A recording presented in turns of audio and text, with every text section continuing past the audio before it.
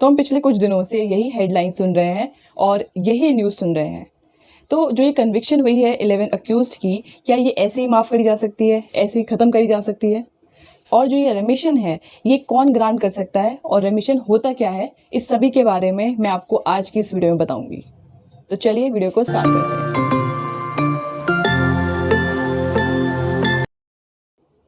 Hello everyone and welcome back to my YouTube channel. So आज जो case के बारे में मैं आपको बताऊंगी उसका नाम है Radhe Shyam Bhagwan Das Shah versus state of Gujarat, जिसे Bilkis Bano gang rape case भी कहा जाता है। तो अगर इस केस के बैकग्राउंड की बात करें, फैक्ट्स की बात, बानो गैंग रेप हुआ था in the year 2002 where Bilkis Bano was brutally gang rape during the communal violence followed by Godhra train burning incidents. और ये जो पूरा मैटर है ये लिमखेड़ा पुलिस स्टेशन में फाइल हुआ था, जिसके बाद national human right commission NHRC ने बिल्किस बानो का केस टेकअप करा और सुप्रीम कोर्ट ने इस मैटर में CBI इन्वेस्टिगेशन का ऑर्डर भी पास करा। सो इन्वेस्टिगेशन के बाद इन द ईयर 2008 11 अक्यूज्ड को लाइफ इम्प्रिजनमेंट की पनिशमेंट मिली for the offences of raping a pregnant women, murder, unlawful assembly and other offences under Indian penal code. और इस मैटर को हीनियस क्राइम भी कंसिडर किया गया।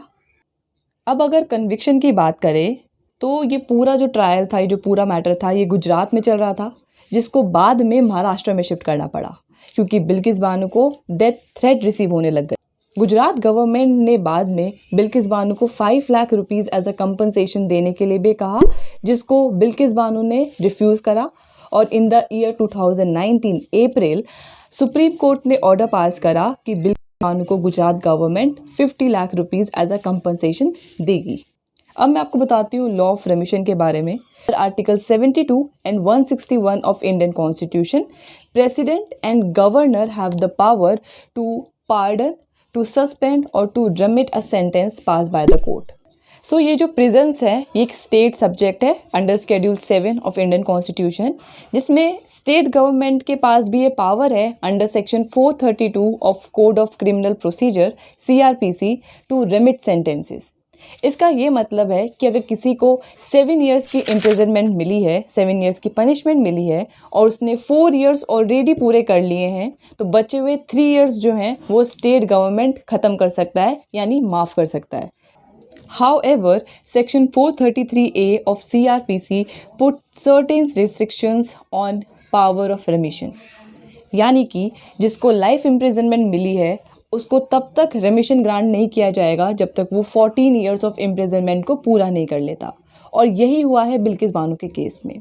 तो बिल्किस बानो के केस में एक कन्विक्ट जिनका नाम था राधे श्याम शाह, उन्होंने आफ्टर कंप्लीशन ऑफ 15 इयर्स और 4 months of imprisonment supreme court को अप्रोच किया फॉर ग्रांट ऑफ रेमिशन कि उनकी जो ये सज़ा है बाकी की, क्योंकि उन्होंने 14 इयर्स को फुलफ़िल कर लिया है, 14 इयर्स को पूरा कर लिया है, तो अब उनकी बाकी इयर्स की जो पनिशमेंट है उनको माफ़ कर दिया जाए, उसको ख़त्म कर दिया जाए। सुप्रीम कोर्ट ऑन 13 मई 2022 एक ऑर्डर पास करती है जिसमें बेंच होती है जस्टिस अजय रस्तोगी और जस्टिस विक्रम नाथ की, जो कि गुजरात गवर्नमेंट को ये ऑर्डर करते हैं कि आप शाह की एप्लीकेशन को कंसिडर करो प्री मैच्योर रिलीज़ के।